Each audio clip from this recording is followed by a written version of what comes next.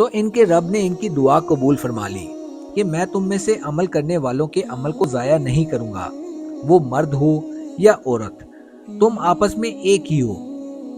پس جنہوں نے ہجرت کی اور اپنے گھروں سے نکالے گئے اور میری راہ میں انہیں ستایا گیا اور انہوں نے جہاد کیا اور قتل کر دیے گئے، تو میں ضرور ان کے سب گناہ ان سے مٹا دوں گا، اور ضرور انہیں ایسے باغات میں داخل کروں گا جن کے نیچے نہریں جاری ہیں۔ یہ اللہ کی بارگاہ سے اجر ہے اور اللہ ہی کے پاس اچھا ثواب ہے۔